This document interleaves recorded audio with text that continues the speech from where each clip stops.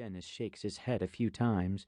Then he picks his way back over the wooden bridge, leaving Michael alone in the moonlight. Michael takes stock of his supplies: rifle, bottle of wine, sleeping bag, flashlight, 3 joints, matches. He fires up a joint, draws deeply, then takes a long pull off the bottle. The light of a hunter's moon throws shadows of 100 avocado trees across the side of the hill.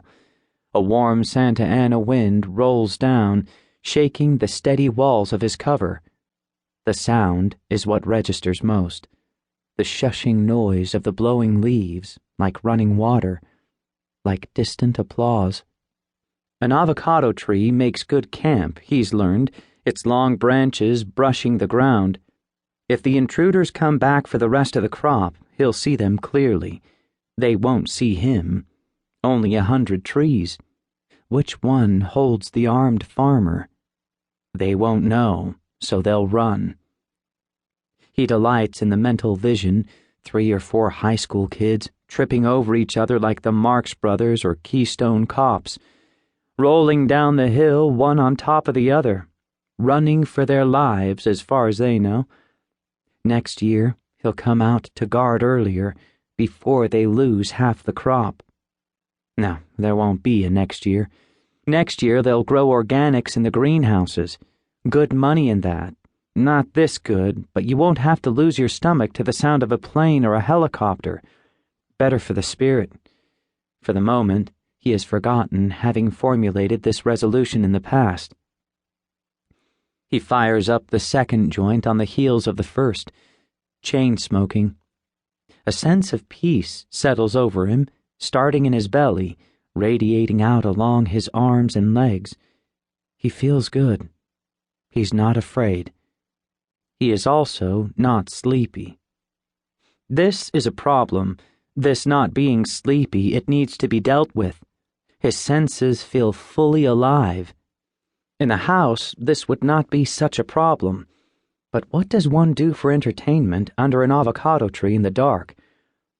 He unstraps the rifle, shines the flashlight on it, checks the safety, holds it in his hands just to feel the weight, the heft of it. Maybe he just wants to know how it feels to hold a gun. Maybe the curiosity goes deeper than that, but if so, he doesn't recognize the place it begins. But the heft of it in his hands, that he recognizes. That's a familiar feeling, which might seem strange to him if he weren't too loaded to notice when a thing doesn't fit. He decides to begin a marching patrol, which he performs with the rifle angled on his shoulder like a proud soldier on parade day. He stops on the little bridge, his senses pulling in the rushing creek, hearing it, smelling it. He snaps the rifle down, satisfied with the rap its stock makes on the wooden boards, and stands at ease. Then he does something which seems strangely natural at the time, and which he thinks nothing at all about. He reviews the military manual of arms, calling the commands himself in a crisp whisper, a gentle drill sergeant. 10, hot! Right shoulder, arms! Port, arms!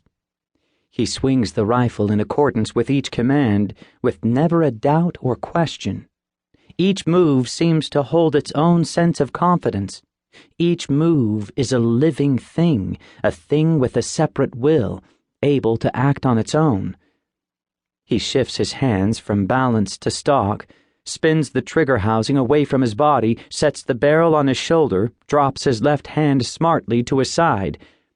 The only glitch comes as he fails to find the balance just behind the trigger housing, as expected. Funny gun, he says under his breath, although it's the only gun he has ever known. Parade, rest. He opens his stance to hip distance, sets the rifle butt on the ground beside his right foot, muzzle tilted forward, left hand behind his back. Fix! Bayonets! His left hand grasps the muzzle. He brings the rifle slightly left across him. His right hand reaches around to his belt, and he comes up empty, in more ways than one.